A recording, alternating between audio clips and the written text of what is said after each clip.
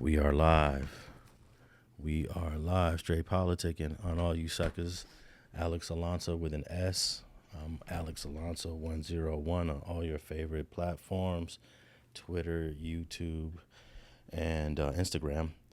And I'm here with my co-host from Inglewood, always up to no good, the city of champions, La Ciudad de Campeones. Munchie B is in the house, and we're about to bring you guys another fire episode. And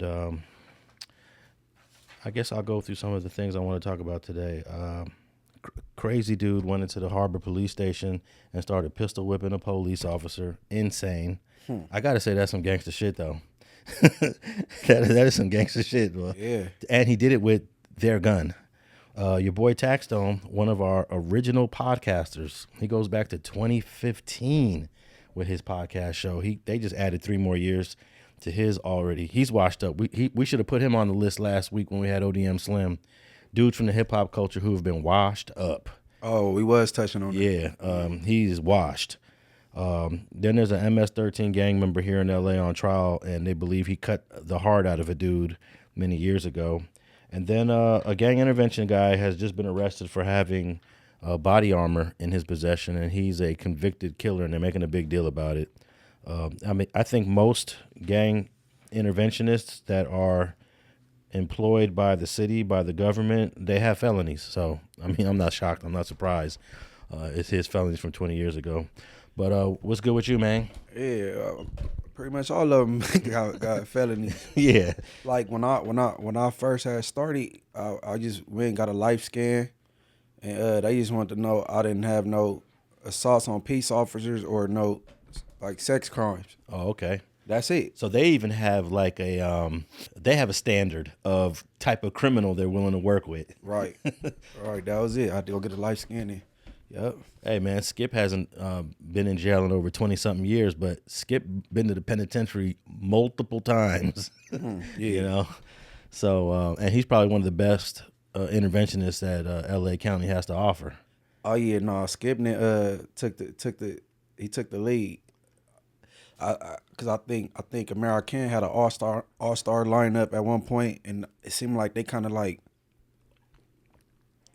took a step back, and then second call, skipping them, they kind of moved forward. Jim Brown got old. Yeah, And nobody. It's still an organization, but it ain't the same. but they had a cold roster like Looney, Yeah. rest in peace. Yeah. Sleep from the schoolyards. Big Ship from Shotgun. They, 'cause I was in high school and they used to come up to my school, and you know what I'm saying? Well, that was the second era of Amer-I-Can. You mentioned all the Crips, because the original era, Jim Brown started off with all Bloods in the beginning. See, I missed that era. Yeah, that's the original era. And then it got to a point where Jim Brown fell out with the Bloods. Oh, Psych. So Psych was. I remember he came to my school. He didn't even notice because him and my dad is friends though, but he ain't looking in to see your kids. Like I know him. Oh, you talking about Psych from Swan? Yeah. Yeah. Yup. They had a code, and you could what you could tell about them. You could tell they just wasn't there for a check. You could tell. You know what I'm saying? Yeah, they were actually having real meetings. Right, and they had a cool little curriculum. You know what I mean? They had a book, and you know what I'm saying? Like, yeah, shout out that lineup of Amer-I-Can interventionists. They went through a few different versions. I actually went to school with Looney, Ronnie Barron, the guy you mentioned. We're about the same age. Rest in peace to that brother. We went to junior high school together, and he was already mansfeeling. It was mansfeeling, but it was money feeling hoes during that era, which is before your time, because when you probably got acquainted with them, there was already gangster cripping. Mm-hmm. They were money feeling hoeing in the 80s when we were at John Burroughs. Mansfields Hustler. And they used the Fila logo as the F. And I think around 88, 89, after high school, they put the gangster crip on it, of course, because of the Playboys. They're heavily influenced by the Playboys and the West LA Crips. Yeah, man, rest in peace to Looney, man, for sure. Yeah, that was my guy, man. He was a good dude. Yeah. I mean, I used to hang out with him on campus a lot. I hung out with all those Mansfield dudes. They were all. I was actually impressed by the Mansfields because they came to How they school. carried themselves? Yes, they came to school with the freshest fits. I used to go home and tell my pops, "Hey, I want to get some Guess overalls. Oh, those cost too much money. I want to get some. Can I get some Deodoras? Oh no, hell no, those cost too much money." And these kids would come to school, feel it out, Deodora it out, every single. I'm like, wow, how do these kids? I'm dumb and naive. Like, how these kids got all these fresh ass fits? Yeah, they parents got careers. Well, I think they was hustling too. I think some of these guys was hustling. Man, Even though they do come from better families. yeah, because we did the numbers on that Yeah. demographic over there. Yeah, it's true that they come from a higher income, but those dudes were hustling also. They were doing both. Man, listen, my middle brother, because my mom got 3 sons, he came. This is in junior high. He came home with shoes and fly stuff that my parents did not buy all the time. I'm like, hey, like you know me? Yeah. He was hustling and doing what he was doing. 7th grade. My dad decided one day, I'm gonna get you a pair of K-Swiss, but it's the only pair I'm ever gonna get you. It was $36. In what year? This would have been like 83 or 84. And it was from a store that doesn't even exist anymore. It was on Fairfax and Wilshire. It was called Standard Brands. And I remember my dad had that receipt. He says, I can't believe I just paid $36 for a pair of sneakers. And I guess that was considered a lot of money. Yeah, because most of the time we was getting sneakers for like $15, $16, $17 in the early 80s. And K-Swiss, $36. That's like double what you normally would pay. Hey, my dad, he not materialistic at all, right? He just not, man. Hey, thank God for my mom, because growing up, my mom, she bought all the clothes. She kept us dope. My dad was more like the gang system, like, you know what I'm saying? Bought the games and all that little, and put us in sports. But man, if I was just with my dad, I'd be in trouble, bro. I would have went to school looking crazy. Can you remember a top brand during your junior high school years? Everybody was in Jordan. Like, that was just all the new releases. And let me see, was it Platinum Football in junior high? So Jordans were already going for about $150 when you was in junior high? Yeah, that was hitting. Yeah. That was hitting, and trying to keep up was like, you know what I'm saying? Guess how many pairs of Jordans I bought in my lifetime? I mean, 0. I've never bought a pair of Jordans in my lifetime. yeah, I just can't do it. Now they're what, they're 2.25 now, 250? yeah, they hit. Yeah. See, I got all the Jordans when I was younger, but as I got older, I started paying attention to Jordan, and like, it's like the way he carry himself and who he catered to. I was like, I ain't putting no money in his pocket, which it don't matter. He don't care about my little $200, but I still buy my daughters the shoes. I don't want to deprive them because they dad on some politic and stuff. You know what I mean? Hey, that ain't depriving them. It's just teaching them that you don't got to spend all that money on a pair of kicks. Yeah, I don't want to do them like that. Like, man, I'm like, man, because my daughter 10, she don't care about, Jordan said this or give money to this. You feel me? Like, something like, I ain't go. You know what I'm saying? Hey, my kids all grew up wearing Vans when they was in those middle school years in high school, and Vans stay economical. You can get a pair of Vans for $59. Yeah, it was Air Force Ones and Jordans when I was in junior high. Forces and J's. Air Force Ones used to be affordable. They were under 100. I think they're about 100 now, or a little more.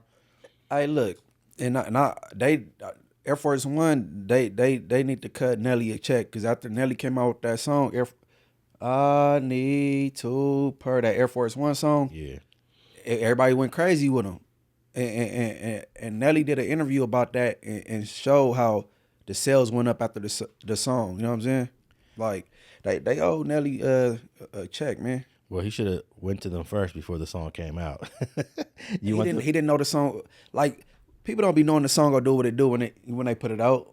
They're like, oh, we got one. Like, and a lot of the songs that be hits, it be songs the artists don't even like. Yeah, I be hearing a lot of that in interviews. I don't think Adidas ever gave Run DMC any money, but they had a cold song, My Adidas. They Yeah, they owe them a check also. And I think Ice-T might have said a sneaker brand in one bar of that very popular song about the police coming to his front door. Yes, that was I think he said Adidas also. Hey man, Ari, help me out. Ice-T. He from California, but what is did he come from New York? New Jersey. All right, because for him to been in L.A. all these years, he still got a New York, you know what I'm saying? You got an East Coast kind of flow, vibe. Yeah, like I could hear a little East Coast in him when he speak. Yeah, I mean, and plus I'm sure he visited his family in Jersey over the years. But shit, he came out here as a teenager. So yeah, he was rooted in Jersey before he came out here. Yeah, they can't claim him, no. L.A. love him. Yeah, I mean, he's done more years here than there for sure. Yeah. Just like me, I've lived in California more years than New York for sure. No, but I hear it when you say certain words too. But I had my mom still lives in New York to this day, and then my father, who brought me here, he moved back in '95. He moved back and just left me. I was like, oh shit! I came here with him, and then he left. So I spent a lot of time on the East Coast with my parents, and I still lived here because I got used to this place. You know what I'm saying? Like, what am I even told my dad, I said, I'm gonna move back to, he left in '94. I said, I'm gonna move back after I graduate from USC, and I never did. You met the love of your life and stayed. Hey, I started having kids, met a girl, had a family, got rooted here, and I'm stuck until I retire. Right. That's crazy. Until you retire, huh? Yeah, because I have no immediate family here. I do have an aunt that lives in LA, but my dad left my ass out here, which is kind of crazy. But I'm sure Ice-T still got his East Coast roots in his heart somewhere. Mm-hmm. You can't forget that. And plus, he was heavily influenced by all the East Coast rappers when he came out. All he used to talk about was KRS-One, Rakim. It was all about those rappers during that period. Yeah, man. Shout out Ice-T, man. Man, I was in the studio with Ice-T and Glasses Malone a few years ago, and Ice-T was spitting bars. I was like, damn, he's got to be the best old rapper in the world right now. For a guy in his 60s, I was like, this guy. I told Glasses, I was like, hey man, I didn't even know he could rap like that. I like Glasses. I just hollered at him the other day. I don't even think I ever heard that song come out either. Oh nah? Nah, I never heard that song come out. It was dope. It's probably out and you just didn't push it. It's probably just some audio file somewhere. But I did an interview with him that I never dropped because it's being used for something else. I don't own the interview, but I sat with him for about an hour and a half and did a dope interview. Alex, you got a lot of interviews you ain't never dropped. Well, I don't have the. I know, not for that. I ain't talking about that one in particular, but you got interviews you forgot about until the person name come up. I don't own that interview, unfortunately. It's on one of my drives, but I gave it to who owns it, and they're waiting to use it for something. I told them about 6-7 months ago. I said, hey man, if you guys ain't gonna use this for what y'all intended it to use it for, I'm dropping it on StreetTV. They was like, no. We still messing with that interview. I said, all right, y'all got about a year to do something with it. Then I'm dropping it on StreetTV. Because I did an interview with him. It was just about Colors, the movie. How long ago you told them they got a year to do something with it? Probably 2025. It's been a year. Yeah, it's almost a year. But give them an extra year. You got to to next year or something? It was a dope interview about the movie Colors and how it came about, and how that song came about and his role in the movie, and then I was just talking to people about Colors. I did a dope interview with Bear from 8-9 East Coast because he's actually in the movie Colors. And then I tried to reach out to Don Cheadle, and I could never get a response from him because he played the Crip in Colors. Yeah, man. Yeah, you sitting on some gold. Yeah, I might drop it later this year, maybe early. I don't want to step on nobody's toes, right? Because it's good people that I work with. I don't want. I just gave them a warning. I'm like, look, I think we did that interview like in 2020, 2019, and y'all still ain't done nothing with it. And then here we are in 2025 when I told them And they was immediately responding, no, don't do nothing with that Ice-T interview. We still gonna use it. I'm like, all right. But man, we got a lot of stuff going on these crazy internet spaces. Now they call it the streets. But when I was at USC and the internet first came out, they didn't call it the streets. They called it just the World Wide Web. They called it the World Wide Web, but in these little spaces they called it chat rooms. I don't even think chat rooms really exist anymore. But technically Clubhouse is a chat room, you know. It ain't nothing like the chat rooms you talking about from the internet era. The chat room was text based. Right. It was no audio. Well, all the social media now is just away with that. You know what I'm saying? Yeah. Yeah. But I could have never imagined. I remember I was getting interviewed about the internet and gangs because I had the website up in the 90s, and somebody asked me, "Do you ever think gang members will be utilizing the internet?" You know what my answer was? What? I said, probably never. I don't never anticipate seeing gang members using the internet because one, it's a technology that I don't see gang members ever embracing, and two, I don't think they're gonna want to get on the internet and start talking about their lives. I said that shit in an interview in 98 or 99. Oh shit! How wrong was I, Munchie? I heard Monster Cody say, and I think he was responding to his book or whatever, and people saying him putting certain stories in his book, and he was basically saying, A-Track Gangsta is not a secret society. We're a society with secrets. Yeah. You know what I mean? And he was, but boy, was you wrong. I know. And what really changed the game was the smartphone in 2007. When that smartphone came out, you didn't need to know any technology. You just downloaded an app. That's all it took. You didn't have to code. Because prior to that, you coded everything. Your websites, all these images on the internet. There's a code behind it that you have to know. And now that's done with. 2007. Yeah, that's when the first smartphones started coming out. All right, what do you classify as a smartphone? I'm trying to think. Hold on. Well, the first iPhone came out in 2007, and then the HTC had a similar phone to the iPhone that was in competition with the iPhone, HTC.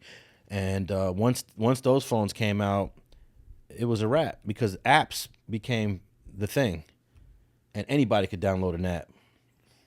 I think Instagram came out in 2012. 2012 or 2011, Instagram came out. And then once that app came out, it just took everything to another level. I think my first Instagram post is dated 2013. If you scroll all the way to my first post, and I probably took a year before I jumped on Instagram. Instagram was exclusive only to iPhone at first, and then it went. Now it's for everything because it was only Instagram was just for iPhone. Yeah, they always do that in the rollout. You know that Clubhouse was only invitation only. Yeah, man, and we know this one guy that single-handedly just destroyed that whole app. Yeah, they had some what you want to call to it. I don't know, you had something going if you was on Clubhouse at one point from what I received. You know what I mean? And it was iPhone only too. Oh, for real? Yeah, and then a lot of people got on there and said, "Man, this app went to shit once they let Android users on it." But I don't believe that. Nah, I blame it all on one person that just ruined the whole app. Yeah, for sure. Yeah. He's the mastermind behind chaos. Right. And that's the only way he was able to make a name for himself because nobody cares what he was doing. Nobody cared that you was hanging out with the game. Nobody cared about none of that. Right. Some people may be influenced by it, might think you have a status that you really don't have, but yeah, it's all chaos every day. I think he wakes up and says, all right, what chaotic BS can I stir up today? And it's not even to stay in the algorithm. It's just being unhappy, just waking up unhappy, bro. No, he's not even in the algorithm. He's cheating the algorithm. Right. He's cheating the algorithm. But, every dog has its day. Mm-hmm. And in due time, because I never even thought of him as an internet presence prior to Clubhouse. And that shit was 2020 when COVID hit. Clubhouse was huge in 2020. Right. And celebrities were actually on it because there was nothing else to do. That's what I was saying. Like, but when the celebrities was on it, like 21 Savage and them, and they was having they little small circles and talking in little rooms, and you got to actually have an invite. I think it was like, you know. Yeah, I used to see 21 Savage. He used to create a room like every night on there. I was like, what is this dude doing? I used to pop in his room. It was just boring. It was nothing interesting. I was like, this guy boring. Yeah, no, I met 21 before he saw the dude. All right, man. I mentioned this briefly in the beginning of the episode on how this man walked into a police station unprovoked, no motive, somehow grabs the gun of a cop that's in the lobby, drops that cop onto the ground, starts pistol whipping that cop.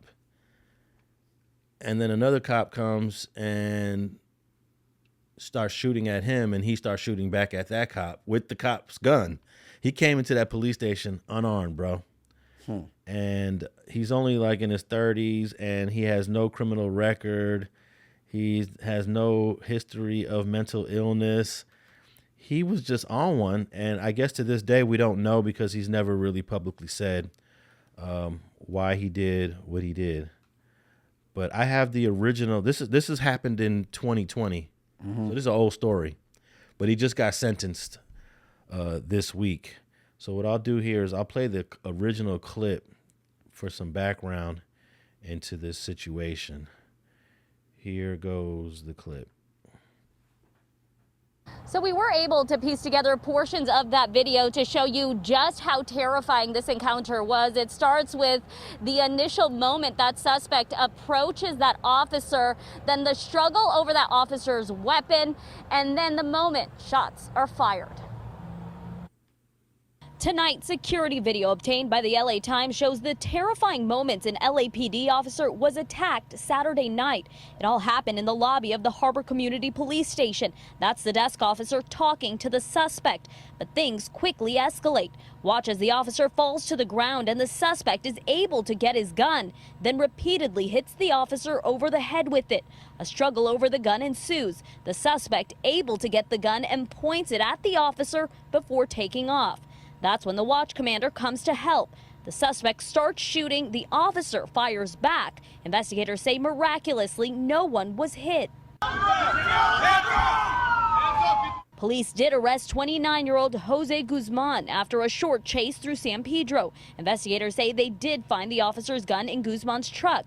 This is Police Chief Michael Moore speaking about the officer's injuries Saturday night. He is resting. He's comfortable. It does appear to me that he suffered a number of injuries that would be consistent with being, quote-unquote, pistol whipped. Tonight, that officer, who has more than 3 decades on the force, is out of the hospital. But this video is a reminder of just how quickly a situation can escalate for police officers.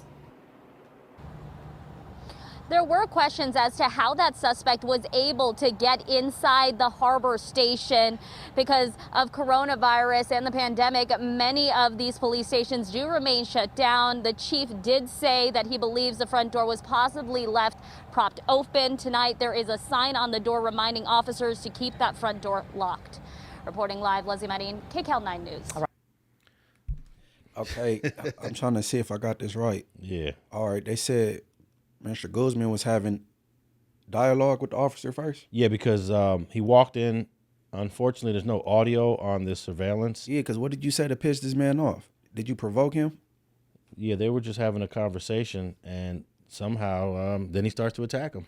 Okay, and do you know how embarrassing that is for that officer? Oh, man, hugely. That's embarrassing. If I'm him, I'm embarrassed. Wow. And from the looks of the video, he looks to be maybe a little overweight, the officer. Mm-hmm. It's hard to tell with all that equipment on and the uniform, but he don't look like he's in the best of shape. And I think they said he's been on the force for what, 30 years? Okay, yeah. So yeah, he's an older guy. So maybe we got to give him a little bit of grace. Nah. If he joined when he was 21, 22, he would be in his 50s. Nah. And this guy's 29. I'm not giving him the guy that came in here. He's 29. Like when you think of well, not me, but you know, like to the general public, you think police officers they you know, they're equipped for this type of, you know what I mean? And you let somebody disarm you. Well, I wouldn't say he's overweight. Let me take that back. I'm just looking at it. He looks like a normal build. I mean, he don't look athletic. He looks like a 50-something-year-old guy. You know, he's got a dad bod. How about that? And he a year younger than me. I think what he said his name was Guzman, or that was the officer name. I think oh boy that went in there and beat him up. His last name Guzman or something. Yeah, so he was 29 at the time. He's in his 30s now. Yeah, he a year younger than me, man. So do we got how long he get? Oh man, they washed him, man. How long? Life without 30 plus years. 30 plus years for pistol whipping a cop. He didn't get life. I don't know if the L is on there. That's considered a W. I'm thinking, is that a life offense? Yeah, because he did shoot back. Yeah, he got into a shootout too. He probably got the L on it. Man, I would like to know the dialogue between the officer and that man, and what made him, you know, beat him up and pistol whip him, because you know, that's embarrassing for the officer, man. I know that. 100%. Just looking at the footage, because he's got to live. The cop has to live with this footage forever, for the rest of his life, and it looks embarrassing. This guy came in there, disarmed you. You're not supposed to get disarmed as a cop. And then the other officer returned fire and missed everything. Thank God. It would have been a murder. Yeah, I mean, they said the suspect bust first. Is that what you saw on camera? You can't tell. That's because that's what they say. He ran out without shooting, but then when the other cop chases him, then you see him. He starts to duck. So that might indicate that he did fire at him, but I don't know if the cop fired first. Okay. But there's definitely an exchange. Okay, definitely. But the cop, he came to back your boy up, and you missed every shot. And he kind of it took a while before he came. He should have been there. Like it seemed like this guy was getting pistol whipped for a couple of minutes. Where are the rest of the cops at? This is the lobby of the police station. But again, it's COVID. It is COVID, so it's different protocols. You know, a whole different situation with COVID. Yeah, but when you're in the lobby, they not just walking around the lobby of the police station. They all behind the desk and back there. You know what I'm saying? Yeah. So, man, I was actually surprised that the cop was in the lobby. I think he came out from behind to talk to the guy, and who knows if this guy actually planned on luring him into the lobby area to do what he did. Honestly, I don't think this was planned, man. I don't think it was, man. I think it might have been some bad communication going on, and police came around the desk, and then it went bad. That's what I would guess. Yeah, but my thing is, I'm so interested in, how does a guy who has no criminal history, you're 29, so you've clearly lived, you've been an adult now for 11 years, and you got no history of crime, and you do one of the most gangster things that I've ever seen anybody do in a police station. He probably got a skill set. He probably know how to squabble. No, I think he just took advantage of the 50-something-year-old officer and got the best of him. He got the best of him. Who knows? Yeah. All right, so I got an article here that talks about the sentencing for this young guy. He just ruined his life, unfortunately. Yeah, man, I hate to hear that. Man sentenced for attacking 2 officers at LAPD's Harbor Station. It's crazy that it took all the way to 6 years later before he got sentenced. But hey, it happens like that sometimes. Yeah, you know, people be sitting in that county jail for a very long time. Yeah. Los Angeles man pled no contest to assault and other charges stemming from an attack on a police officer and a watch commander at the LAPD's Harbor Station in San Pedro. He was sentenced Wednesday to 33 years in state prison.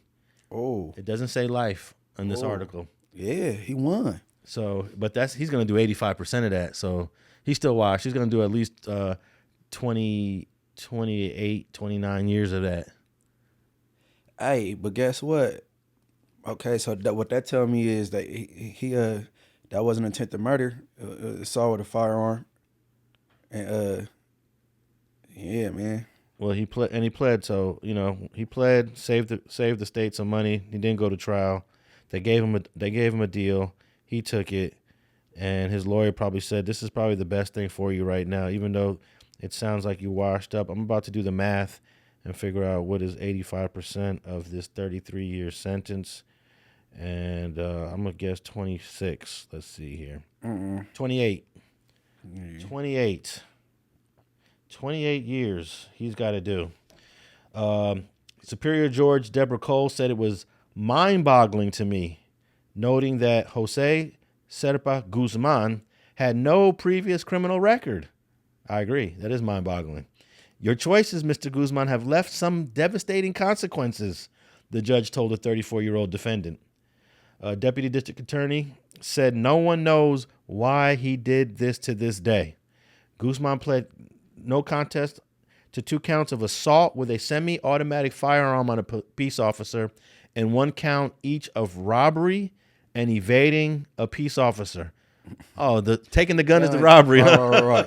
Yeah, but I know it was assault with a firearm and what because okay. And it says here evading a peace in a plea deal that resulted in the 2 attempted murder charges being dismissed. Right. So he did that's a good deal. Right. No, he won because he gonna do like 20 years. Everybody won. Even the prosecutor's happy with that 28 years that he's gonna do, or whatever it's gonna end He up. gonna do like 21. Well, he got to do 85%. He got 6 years in. He been You're right. 6 years. Yeah, and he got 6 years in. They give him, so he got like the time served. He got already. They gonna be a little bit more time credits than that. I got him doing like 20 years. 20 more years on top. Yeah, but I mean, damn, he's gonna be like 54 when he gets out. And his kids are going to be, if he has kids, they're all going to be big, you know. All right, it says authorities say Guzman walked into the police station 2020, left the building, then returned and began attacking the officer. He grabbed the officer's gun, struck him with it several times. Security video shows the officer being pistol whipped in the head multiple times with the officer's own gun. That's the embarrassing part you're talking about. After he went to meet with Guzman in the lobby of the station. So that's the thing. So he left and came back in there. Yeah. That's what we missed that part in the beginning of the story, but whoo. While Guzman was outside the station, shots were exchanged between the suspect and Aguirre, who told the judge that everything changed in an instant when she heard the officer yell, "He's got my gun." It says here she. Oh, so that was a female returning fire. Okay. Officer Aguirre is a woman. It says, "And you shot at me," she said, directly addressing the defendant in the Long Beach courtroom. "I hit the ground to avoid being killed. You fired again and again, and as shots were being exchanged, I broadcast over the radio, 'Officer needs help, shots fired.'" Yeah, that's crazy. He's shooting at this watch commander with the cop's gun. Imagine a cop getting killed by a cop gun. I know it sounds bad, but he won. That was a good deal. Well, yeah, I guess so, because we covered 2 stories of guys that assaulted police officers. Malik Salah is still fighting his case. Right. But the other guy, who I forget his name, but got into the shootout on 135th, I believe, near Broadway, he got 166 years. I thought you was talking about Pee Wee. I don't know what Pee Wee got. I think he's still in the county. No? I don't think he in the county no more, but I'm not sure what time he took. But remember the guy that jumped out the car and aired out those 2 cops? He got away. He got away. Yeah. He got 166 years. So, and no one was hurt in that shooting. So what's the difference here? I mean, he shot more shots, but once you shoot a gun, it doesn't matter the number of shots that at a cop, right? It doesn't matter if you shot twice at the cop, if you shot 10 times at the cop, or 20 times at the cop. It should all be treated the same. Well, I think the difference is, and I don't know for sure. That Aguirre might have fired first and he fired back. You know what I'm saying? That's why I got dropped to a lesser charge from 2 attempted murders to assault with a firearm. You know what I'm saying? Yeah. That's what that tell me. But they go print it how they print it. I just wonder why they didn't go for the gusto against this guy. Once you shoot at a cop, man, they're coming for you. They actually let him off. They let him off a little easy. I believe that's the deciding factor that Aguirre bust first. Yeah, but he's in the lobby pistol whipping a cop with his own gun. That right there, that should just, all rules are off the table now. You pistol whipping a cop with his own gun. But think about it. If all right, once he took the gun, that's robbery, and then once he started whooping him with the gun, that's assault, and then he runs, and now he running everybody out of danger. If this officer started firing, he fired back. That's why it go from attempted murder down to assault. That's just my guess. You know what I mean? But good luck, Mr. Guzman, on your journey, man. You'll be locked up for another like 2 decades. At least when he gets to a prison yard, wherever he's at, and they start asking him what you in here for, nobody's gonna trip on him. Yeah. Nobody's gonna trip on bro. Yo, you pistol whipped a police out in the police station? Oh shit, I ain't never heard nobody do that before. Yeah, but I'm pretty sure he get mistreated in wherever he housed at. Like, well, at least when he first got locked up, you know, them officers go, Oh yeah. yeah, man, they go whoop on him and stuff, mistreat him. All right, man. One of our most celebrated podcasters in this hip hop space, he got washed up. He was already washed up, and they're continuing to wash him up. And Taxstone was sentenced to 3 years in addition to the 20 years he already got in the feds for pleading guilty to 2 gun counts in 2017. This has nothing to do with the shooting that happened at the event, at the TI event. Mm-hmm. And he got 35 years for that, by the way. And he hasn't even served a day in prison. And the judges in these cases are running all of these sentences consecutive. That's crazy. So that means this guy got over 50-something years, and he's probably not going to come home until he's 70 or 80 years old. Yeah, before he was locked up, I was tuned in to his podcast. I was tuned in to him. He was entertaining to me. Oh yeah, he was Real edgy. He was very skillful at what he did, and he was able to pull some really good guests over the years, some high-profile guests. Yeah, and he basically started from the bottom, and he worked his way up. But he does have, a chance on appeal. So he's appealing his New York State conviction because he believes that he should not have been found guilty. But he was found guilty of manslaughter, not murder, but he still got 35 years for the manslaughter because he was also found guilty of assault and then the weapon possession. So 35 years for a manslaughter is pretty high. right. So I don't know how those add up for those 3 convictions: manslaughter, assault, and weapon possession. Yeah, but New York, I don't know they guidelines on sentencing, and they probably got enhancements, and you know what I mean. I don't know how they do it out there. Yeah, but manslaughter though is always the lesser offense. It's like 11 or 12 years out here. Yeah, so I don't know what they added. All this it comes up to 35 years because of the assault. I don't know, but he has a chance of an appeal. That's about it. Hopefully you get it. So he's scheduled to be released from the feds in 2037 with these additional 3 years that they just added. He was scheduled to be released in 2034. And then, of course, once he gets released from the feds, New York State has a detainer on his ass, and he's going straight to a New York State prison. I mean, is they go even entertain appeal before he done with his Fed time, or he could do that right now? Oh, he's doing the appeal right now. Okay. Yeah, he's doing the appeal right now. And I think his case is a good example of how you could be facing a state case and a Fed case at the same time. And it just makes me think about Tremaine Williams, the fake loose cannon. He hasn't been charged by the state yet, but it's inevitable that he's going to be facing state time for the no jumper beating. But of course, the feds have priority because of the RICO that they got him and the Hobbs Act. So at some point, I expect to see him bouncing back and forth the way they did Taxstone. He was in MDC, then he was in Rikers Island, then he's in MDC, then he's in Rikers Island, So right now he's in MDC, and he is going to be heading to a federal penitentiary because this case is finally over. His Fed case everything has been finalized. Who we talking about right now? Taxstone. Okay. Yeah, he's still in MDC. Okay. And he's been locked up for now almost a decade because this happened in 2017. Right. So he hasn't hit a yard. Technically, he hasn't hit a prison yard yet, and it's been 9 years, going on 10. Yeah, man. Everything can change in a blink of an eye. Yeah, man. All right.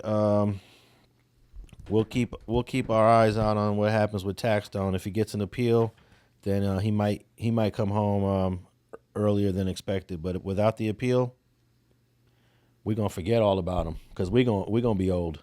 We're gonna be old by the time he gets out. Right. All right.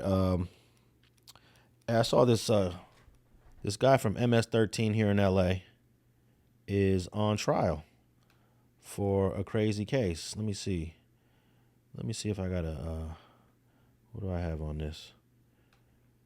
MS-13 is always getting accused of this like bizarre machete offenses that when I try to look up the information on them and get the evidence on them, there's usually very little evidence on a lot of these cases.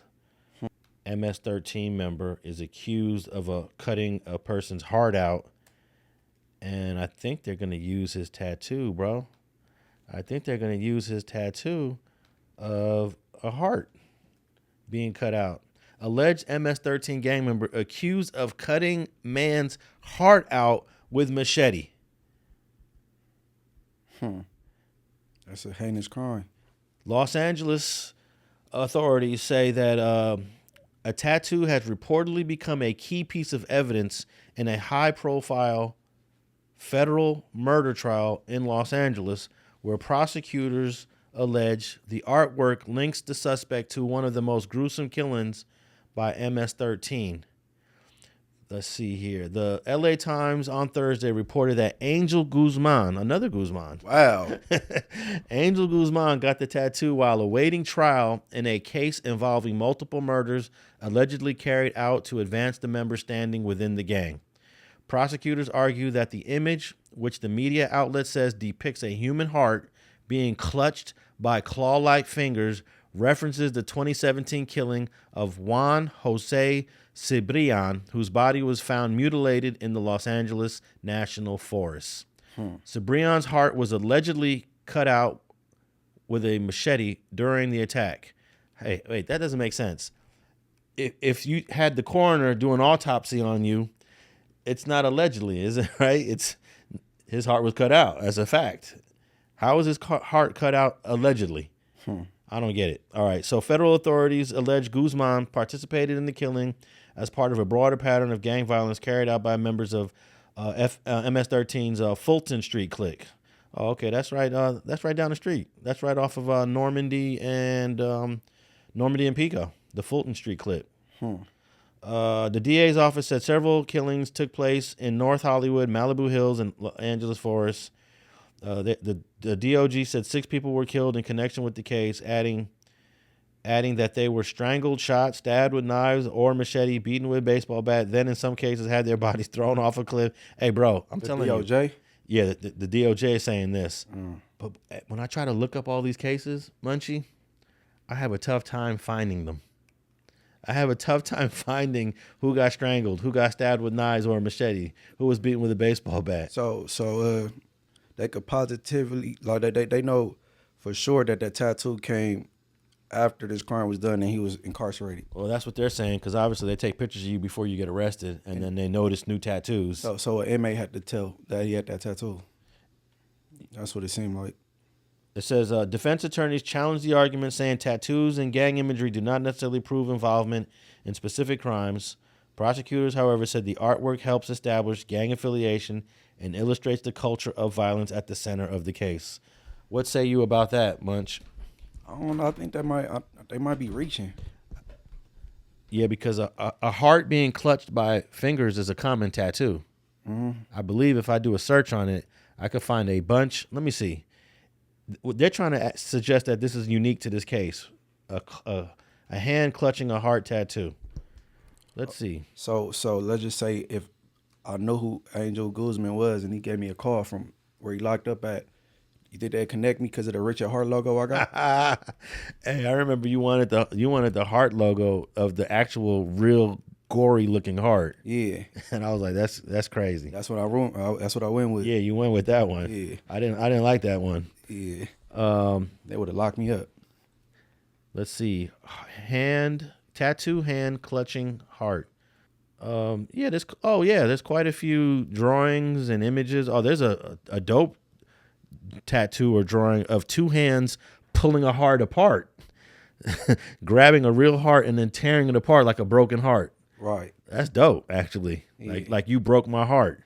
Yeah. Or is it two different hands or is it the same? No, it's the left and the right hand tearing an actual heart apart. Okay. That's dope. No, this tattoo is very common. Yeah. In different styles, of course. There's people that actually have real heart tattoos, not the heart of the shape that we all know, the actual heart that shows the ventricles, the aorta, all of the gory stuff that you like in your heart logo. Mm-hmm. That's a tattoo. There's people with that. Yeah. So I don't know how they can say, oh, this tattoo means that he was involved in a 10-year-old homicide. Yeah, man, that's why they need to hire Alex Alonso, man. Hey, they didn't holler at me for some reason, or maybe they did and I didn't answer the call because I get too many calls. They could have called me and I didn't answer. My bad, but I get inundated. That's crazy. We didn't cover two Guzmans, both Hispanic males. One's a gangster, and one has no criminal history. That don't mean he ain't no gangster though. Hey, I gotta say, man, I have never heard. I mean, somebody tell me this has happened in another city, another state, of a man walking into a police station, taking the gun off a police officer and pistol whipping him right there in the lobby, and then getting into a shootout with other cops. I have never heard of that before. I don't commend police, but that it shows some bravery for Miss Officer Aguirre. You know what I mean? She didn't freeze up, or you know what I mean? Nah, she in the video you see her running in the lobby after the Guzman leaves the doors. He exits out the doors and she's following after. But she does actually end up retreating because there's return fire. Right.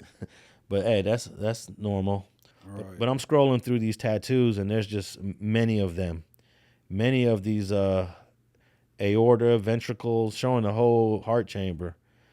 So I don't know how you could link it to a murder that happened 10 years ago just because the guy is from the same hood. But hey, they do it. Yeah, man. That could mean a lot of things. Like, man, I gave you my heart. Like, you feel me? You gave my heart to, you know what I'm saying? You in love or whatever. You know what I mean? But they need a good what you want to call. Well, here's my counter to any prosecutor that says this represents the homicide of 2017. I would ask, whoever killed that guy in 2017, did he actually put his hand in his chest and pull that heart out? Is that what you're saying? Is that what they're actually saying? Right. Because in the article it says allegedly. I mean, if you have a coroner's report, it tells you straight up this guy's heart was removed from his chest. There's no allegedly. Well, if he ain't found guilty, it's alleged still. No, it's alleged what he did, but the coroner's report is not allegedly. If there was no heart in this man's chest, the doctor, the coroner, the pathologist is going to say his investigation into this guy's body showed that his heart was detached from the rest of his organs. Right. That's not allegedly anymore. Right. You know, that's like the girl that D4VD allegedly was involved with. Her body was found in a decomposed state. Not allegedly, it's decomposed. Right. So it's unusual for me to read that this person's heart was allegedly damaged. Well, they should have the coroner's report. It will say whether it's a fact or not. So I don't know. Yeah, no, I get what you're saying for sure. They verbiage is off. And you know, if this was a state case, they wouldn't even be able to use that tattoo. They wouldn't be able to use it because the state law does not allow you to use a tattoo to link it to a crime unless they did in the past with the dude. I think he's from Tunerville and he had the murder scene tatted on him. Oh yeah. But this Gavin Newsome signed this law maybe 2 years ago. Oh, okay. So this is a new law that tattoos, lyrics, any expressions of art cannot be used against you unless it is directly linked to the crime. Right. And I don't think you can say that a man that's in court in 2026 with this heart tattoo is directly linked to a 2017 crime, almost a decade later. Right. So I don't think a state prosecutor would be able to use that. But hey, the feds can do whatever they want to do. Yeah, the feds, they make their own rules, so they play dirty. Yeah. All right, man. One more thing. In this gang intervention field, this guy from here in L.A. was arrested, and they're trying to make a big deal about it because he was under a government contract. He was working as an ambassador, and he has a past.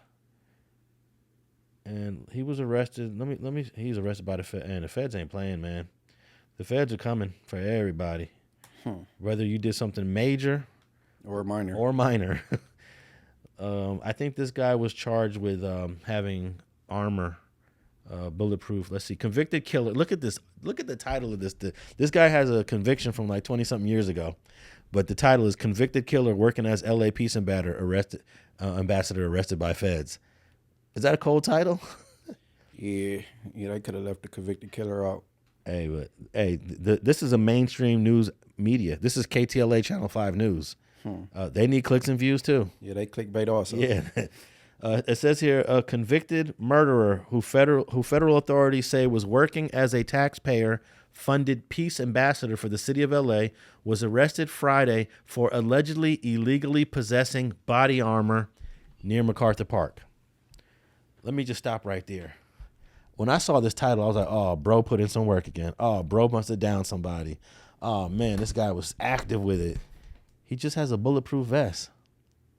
I wonder what that carry, man. How much time did that carry? Yeah, I learned, I don't know how long ago I learned that. I guess felons cannot possess protective armor. Yeah, I didn't think that was against the law, honestly, to have a vest. Well, it says here, Miguel Alvarez, 41, known as Diablo. God, they are laying it on thick on this dude. Was charged in a federal complaint with possessing body armor by a violent felon. Federal investigators allege that Alvarez was an active member and a leader in the 18th Street Gang while working through Healing Urban Barrios, a Lincoln Heights-based organization contracted by the city for its Peace Ambassador program in Council District 1, which includes MacArthur Park. Peace Ambassadors Initiative is described by the city as a violence prevention program staffed by 2 unarmed workers who have lived experience in the justice or gang systems and are trained in violence prevention and trauma-informed care. According to prosecutors, the city agreed to allocate $450,000 from June 2024 to May 2027 to support Healing Urban Barrios Peace Ambassador Service Program. But court documents state Alvarez was paid $58,000 in 2025. And my response is so what? That's his job. He's a peace ambassador, and he's got gang experience. He's qualified to do this work, and the offense is not.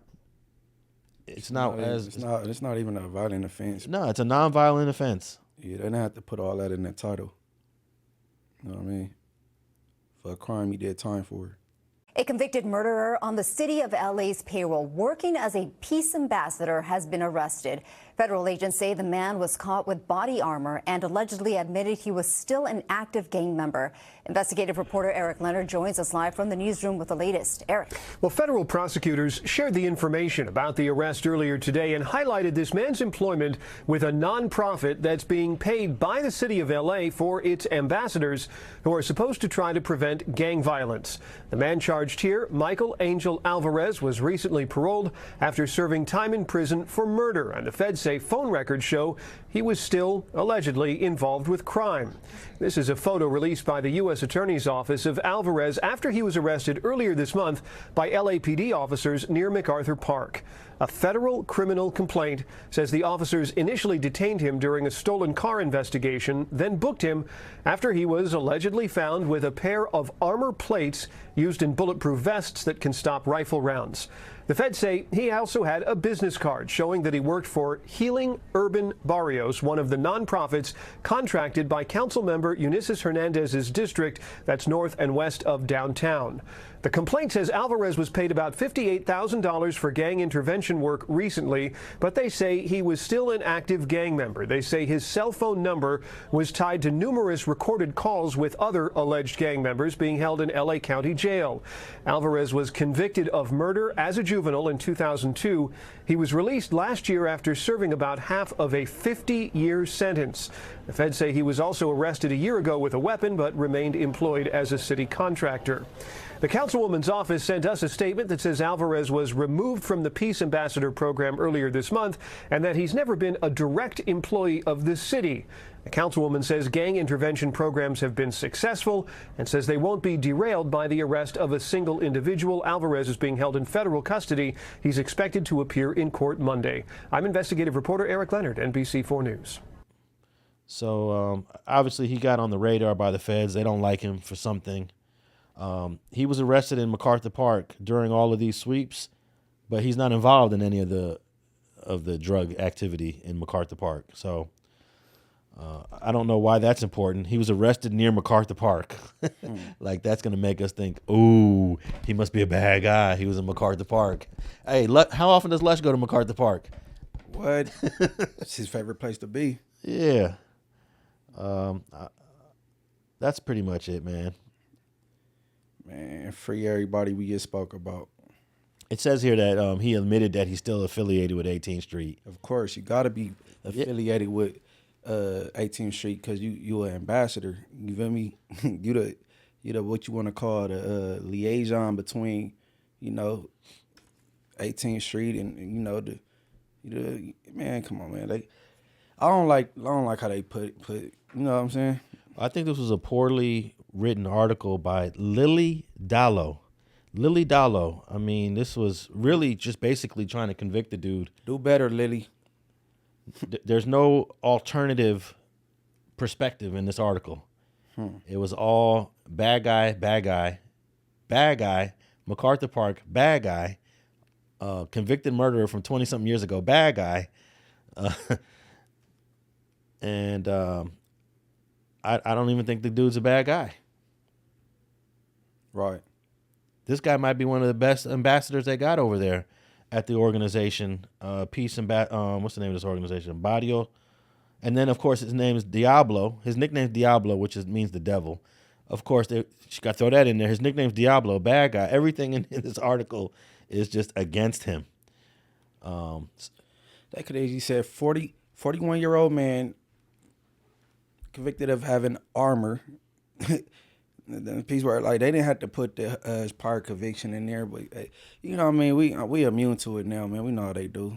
Yeah, this is also part of the jury tampering. They got a photo of him in the article, and then the caption of the photo says, Miguel Angel Alvarez, 41, also known as Diablo, is seen in photo shared by U.S. attorney.